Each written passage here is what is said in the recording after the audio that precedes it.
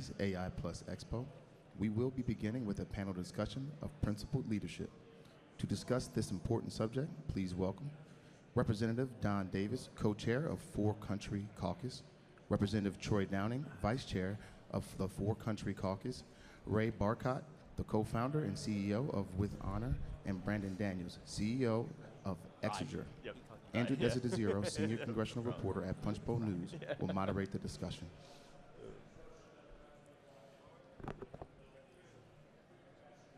Okay, good morning, everyone.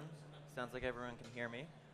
My name is Andrew Desiderio. I am senior congressional reporter for Punchbowl News. We are thrilled to be a media sponsor at the AI Plus Expo here. I have a great panel today for our conversation on Capitol Hill to C-suite, leading with honor across sectors. I want to briefly do introductions of each of the panelists here. I will start with Congressman Don Davis, Democrat from North Carolina, first elected in 2022, former Air Force officer, and he's a member of the Armed Services and Agriculture Committees. Also have Congressman Troy Downing, Republican from Montana, first elected in 2024, so he hasn't been here that long. Long enough. He is a successful tech entrepreneur. He enlisted in the Air Force after 9/11, served 2 tours in Afghanistan. Congressman, thank you so much for being here. To my immediate right, we have Ray Barcott. He's the CEO of With Honor. With Honor helps elect veterans to Congress. Ray served in the Marines for 5 years, co-founded a solar power investment firm and a public health nonprofit in Kenya. And as I mentioned, he's the CEO of With Honor. We also have Brandon Daniels here with us. He's the CEO of Exiger. He's a seasoned tech executive. Exiger is a leader in supply chain risk management, and we're going to have a lot of very interesting discussions on this panel today. I really appreciate everyone being here. I really appreciate the panel being here. And again, Punchbowl News is really honored to be a media sponsor this year. If you don't know about our work, we cover Capitol Hill, that's our bread and butter, House, Senate, policy as well. We have multiple policy verticals now. You can subscribe to our free morning newsletter. Just go to punchbowl.news and you'll see the subscription link right there. I want to dive into some of the very important and urgent work of making our national security supply chains more resilient. And I want to start with Brandon on this question because I think out of everyone on this panel, I think you're working sort of the most directly in this area on a day-to-day basis. How is artificial intelligence transforming that landscape, Brandon? And how is Exiger trying to leverage that as you guys try to address these major challenges for supply chain risk? Yeah. So, and thank you for the question, and thank you both for being here on this panel and showing what we can do in America when we decide to put aside our differences and focus on what we have in common. What you do is so critical every day, and the Four Country Caucus is an astounding thing for this country. So when I think about the supply chain, I actually think it's potentially our greatest weapon as a country. Not just in national security and not just in the context of lethality that things like the Army Transformation Initiative are talking about, but also our economic security and our prosperity. When I was on the White House task force during the COVID-19 response, I saw very literally how quickly our security as a country, how our prosperity could be imperiled by a lack of supply chain control. And the unfortunate part is we sit here 5 years later and it's not much better. We still have significant dependence on China from a pharmaceutical, medical device, and PPE perspective. We sit here largely dependent on China for our critical minerals, and not just the critical minerals that come from China, but the critical substances and minerals that come from Chinese-owned mining, as it has put multiple countries in debt bondage across the world. And then also in our critical infrastructure and our microelectronics, it's just not getting better. And so what we have to do is we have to focus on how AI and automation can change our world. how innovation can change our world. One of the things that we do is we break down every single product that our customers build into the constituent parts, and we show them in a very clear way the digital twin that helps them to make that product. They don't have that visibility inherently. 90% of the cost of manufacturing a car are the parts and components you buy from third-party suppliers and your supply chain. You don't own those databases. You don't own those components. You don't have that manufacturing space. You don't know where it's coming from. So we break those components down into their constituent parts. We know where the minerals, we know where the materials, we know where the products are coming from. And when we do that, when we analyze that, we can see that, for instance, germanium, which is one of the key products for space and computing, it's one of the key products for semiconductors. Right now, it's largely coming from China. If we innovate and just use our own zinc smelter residues and our coal ash in the United States, we could reproduce our entire semiconductor and fiber optic cable need for germanium here domestically. Talk about an opportunity for innovation at the very base. The same is true for casting and forging. Our casting and forging capabilities have dwindled dramatically over the last 20 years. We've become a vassal state to the rest of the world in critical alloy smelting. You know, companies like Divergent 3D are changing that. They are allowing us to 3D print complex alloys. You know, and when we look upstream, companies like Anduril and Exiger and Palantir, you know, we're helping to automate the actual supply chain itself. There are things that we can do to change our future, but we have to start taking it seriously now, because we let the urgency of the COVID-19 response wear off. Congressman Downing, I want to pick up on some of that with you. You've got private sector experience as a tech entrepreneur. How can Congress try to more effectively collaborate with the private sector in order to address some of the challenges that Brandon is talking about? And also, Brandon, I wrote down something you said just now about automating the supply chain. What role does Congress have, you think, in all of that? Again, based on your experience as a tech entrepreneur. Well, first of all, I just want to double down on some of the things that were just said. I mean, I think that some of the issues that were just brought up are critical, not just to economic prosperity, but to national security. There's so many issues. Even we were just talking in the back room about a trip that we did to Ukraine last fall, and seeing the necessity to fight in a new battlefield, being able to rapidly prototype and develop and build things that we're just trying to catch up on, and having tools like what you're talking about to be able to solve those problems are incredibly important. And I just want to throw one other thing in there. You're talking about critical minerals. I come from the treasure state, so the more we can start domestically producing, the better. But one of the issues that were raised is a lot of the minerals that we're pulling out of the ground in Montana have to be sent elsewhere to be smelted, to be processed. We've got kind of a limb fact there that needs to be dealt with. Yeah. But to answer your question that you just asked, we need to be innovative. And one of the problems that I ran into, not problems, one of the issues as a regulator is how do you put reasonable sideboards on innovation that make people want to keep innovating, keep building, keep solving problems here, because you tighten it too much and it's more attractive to do it elsewhere. And I think that's a big security economic issue there.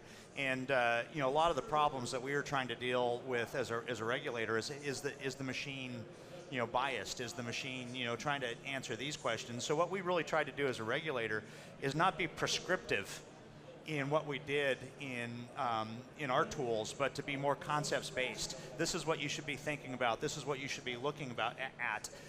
So really trying to give guidance on private industry on what they should be thinking about and how a regulator's looking at it, not being prescriptive, because I think we're going to be blown out of the water if we move those sideboards in too tight. And it's not just on the innovation side. I mean, there's so many parts of this, even being able to power this brave new world. We talk about power generation all the time and how we're going to power this. But how are we going to transmit it? We have so many issues that are fundamental that some of our biggest competitors don't have those same limiting factors. And so that's something that concerns me very much. In terms of the question that you asked about private government partnership, I think that's the only way we can solve this problem. I think we need to be talking to industry about what they need to be innovative, and then have, you know, a very good idea of where you put those sideboards so that you don't have another blow up. But if we're not having these conversations now, tomorrow's going to come before we know it, and we're going to be left in the dust. And I think all the things that were just mentioned about the, you know, issues in economic development, in national security, in protecting, you know, what we care about, I think it's at risk if we don't continue to allow innovation to happen here. Congressman Davis, I want to get your perspective on all that as well. Well, first of all, thank you so much, Andrew, for moderating, and to all of the panelists here, Rod, Brandon, and to Troy. I'm honored to serve as co-chair of the Four Country Caucus. And when we talk specifically about policy, whether it's the regulatory front, with Brandon, it is moving towards policy that puts in place strategies to support industry. We have to, one, bring industry to the table, working with members of Congress. Two, we have to also understand the lay of the territory. For instance, with Four Country Caucus, and as we talk about defense, as we talk about innovation, we must embrace innovation. We have to, in order to safeguard ultimately the American people.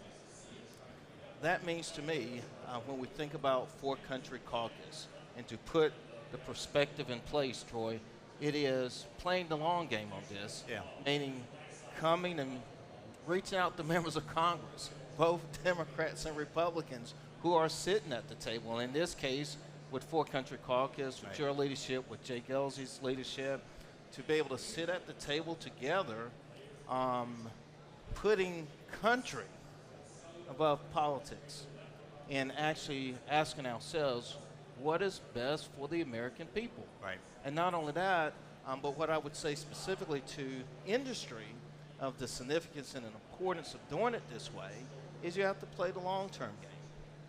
Brandon, you were talking about before, things haven't changed much. Yeah. Well, we have to break through that. That's right. And I believe breaking through that is engaging in a real way with those who are meeting, to sitting down, moving beyond just the traditional, what we would consider as DC politics. The other thing, that I would add, sitting with a group such as Four Country, here it is, in the 118th Congress.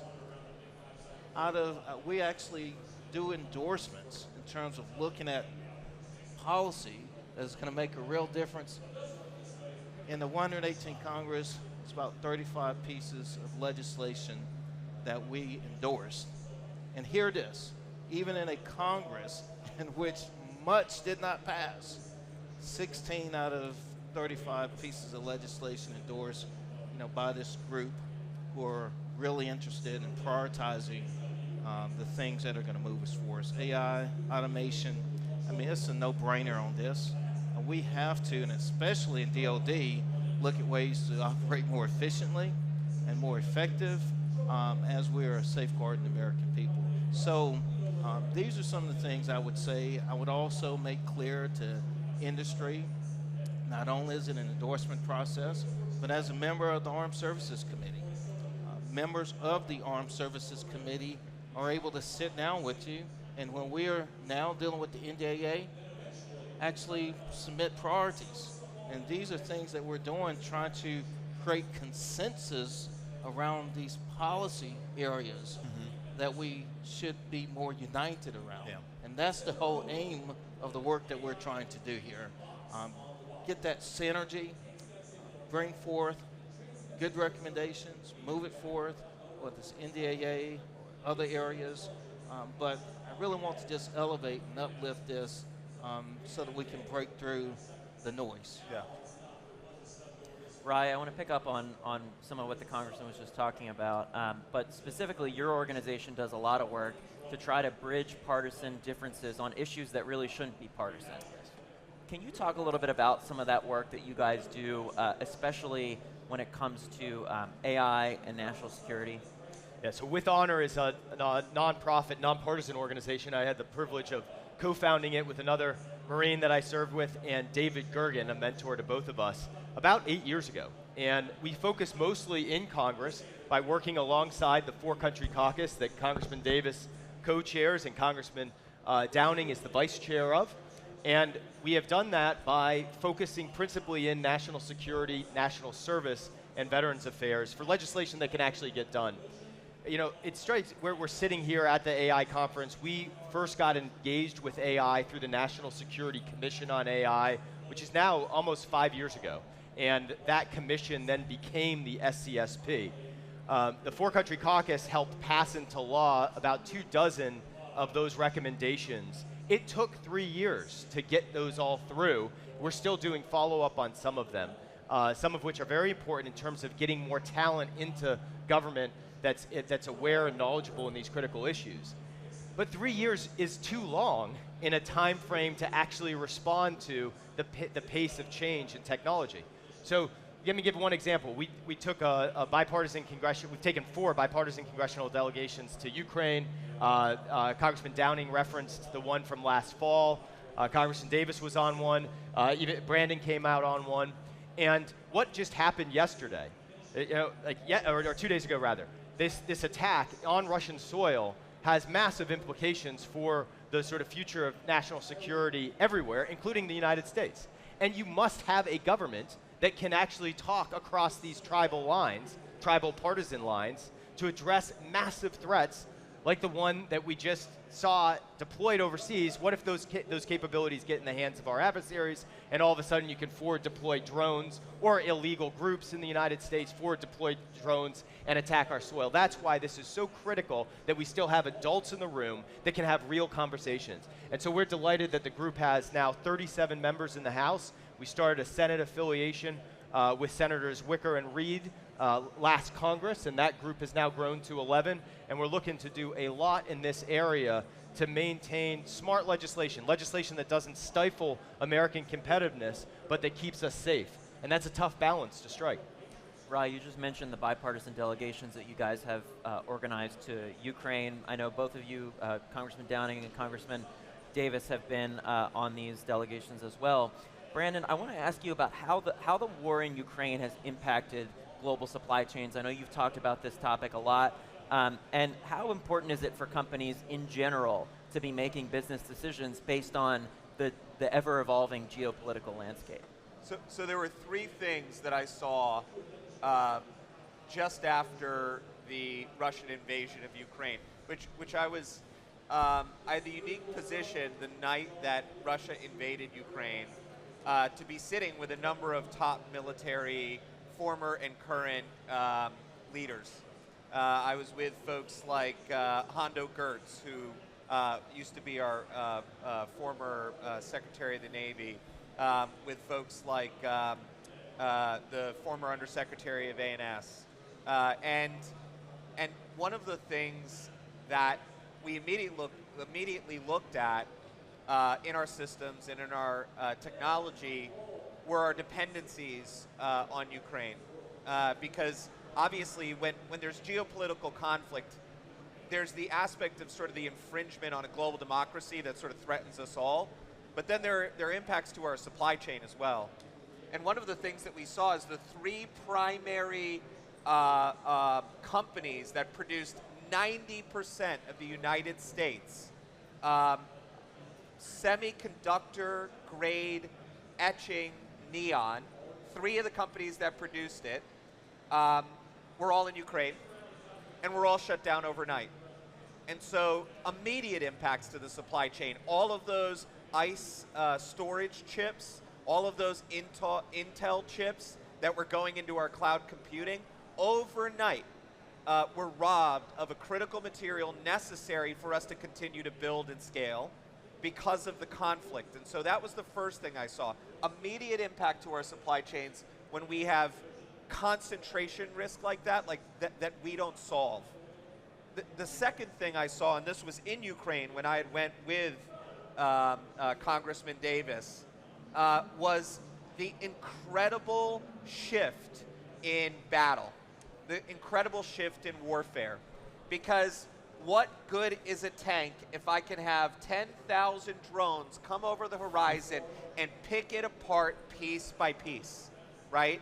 There has to be a mix of warfare capabilities and drones and small disposable components. A war of attrition through volume has to be a part of our future, and Ukraine got it right. The third thing was both on the adversarial side and on the defensive side.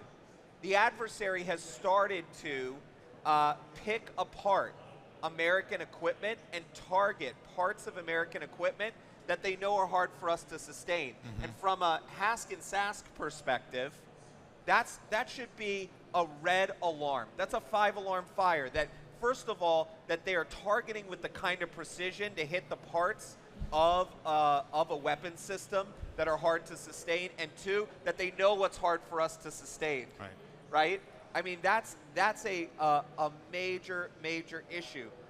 The other thing is what Ukraine has done in terms of increasing the capability to sustain our own weapon systems is the kind of thing that we need to be able to do. We need to have visibility to our individual capabilities. We need to know what critical minerals and materials are in our parts. We need to know what parts are essential. We need to know how those parts are fabricated. And then we need to take that knowledge and build diversified supply chains on those essential parts specifically. And for those non-essential parts, we need additive manufacturing, toot suite. And those 3 lessons from Ukraine, I think, are so important for all of us when it comes to national and economic security. I mean, the automotive industry can learn from this. Yeah. The energy industry can learn from this. It's a huge opportunity. Yeah. Well, there were so many interesting things going to Ukraine when I went there, and just looking how the battlefield is changed.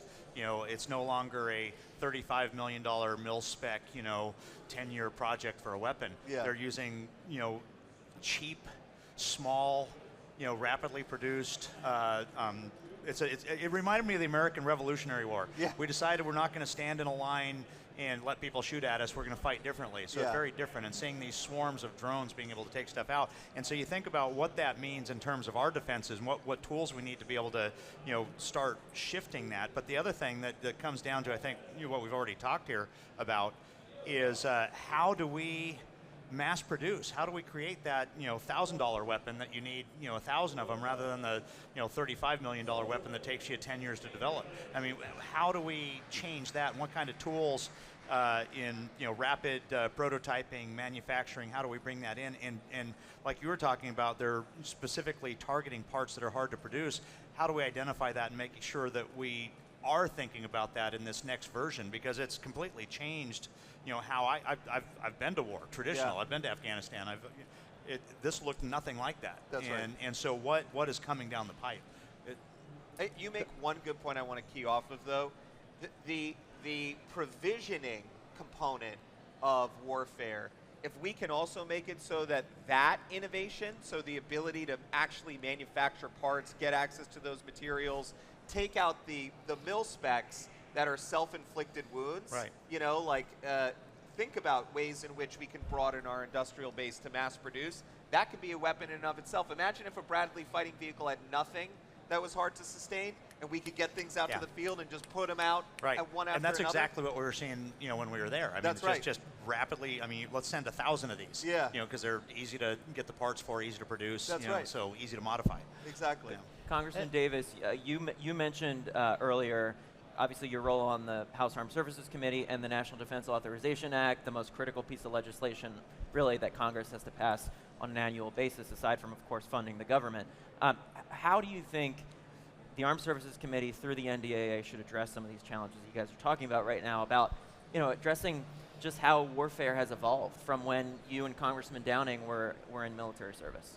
Yeah, I believe we need to have these conversations, and that's why I believe it's so important for us to be here and to continue to lift this up. It's important for the Expo to cover this topic. I want to take us back, if I may, for a moment. April 13th, 2024. I represent 22 counties in eastern North Carolina, and I represent Seymour Johnson Air Force Base.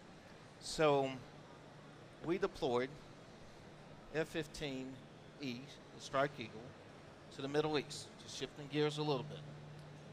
And to the point that Brandon is raising in Troy, but especially based on that trip as well, the evolution of warfare and how we're seeing war evolve.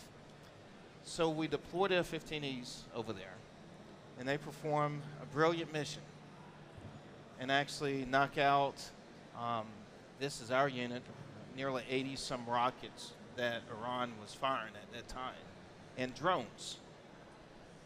This is also why this conversation is so important, and especially, too, from an armed services perspective.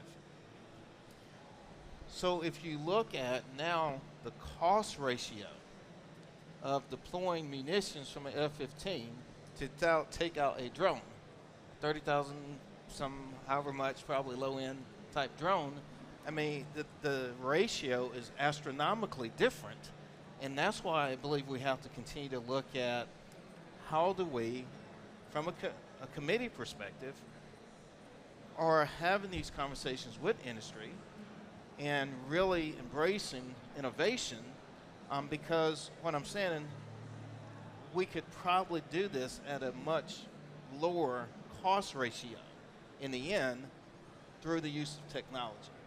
I mean, perhaps what I'm saying, we could use jammers, more sophisticated jamming technology as opposed to a munition from an F-15.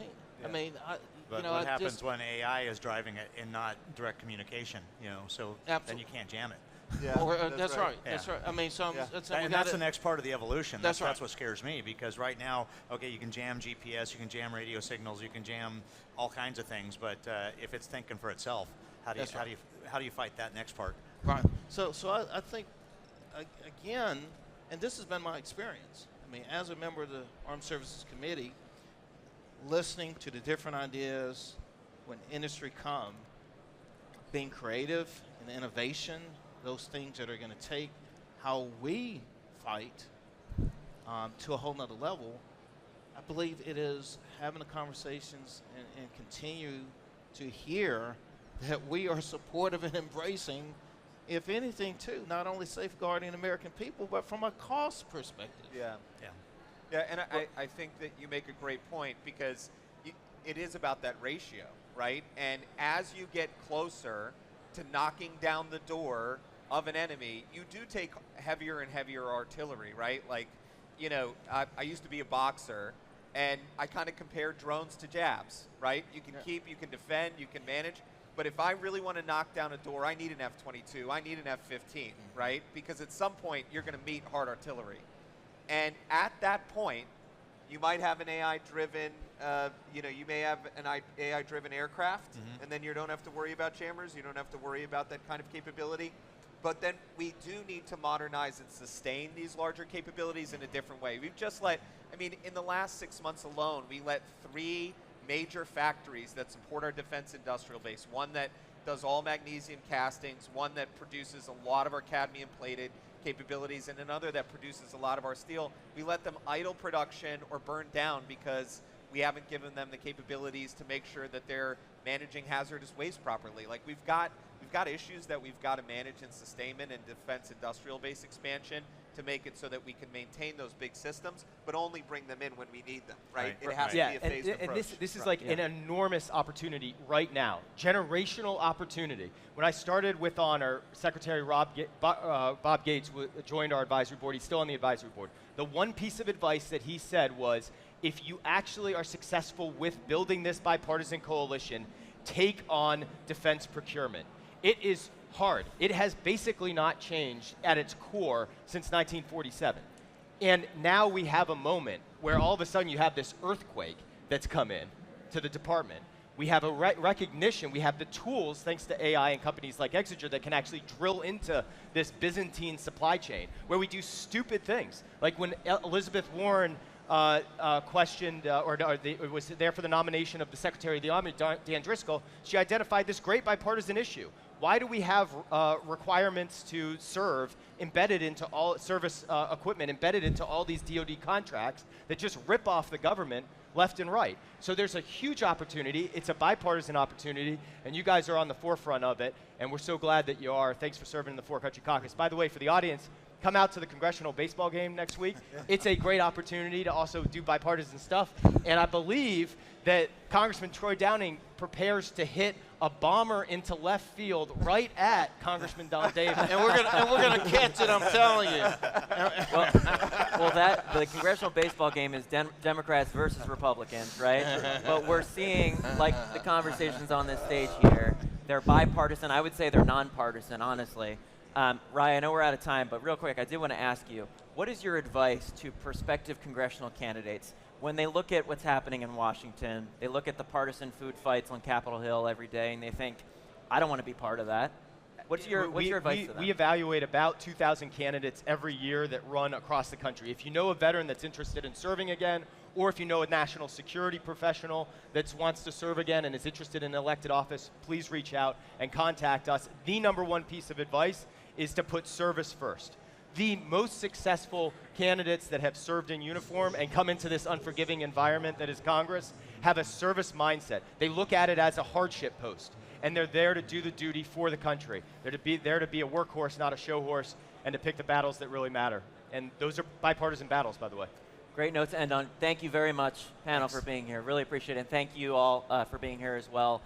Again, you can sign up for our free morning newsletter at punchbowl.news. I'm Andrew Desiderio, Rye Barcott, Don Davis, Brandon Daniels, and Troy Downing. Thank you. Thank you. Thanks. Awesome. Brother. Great job.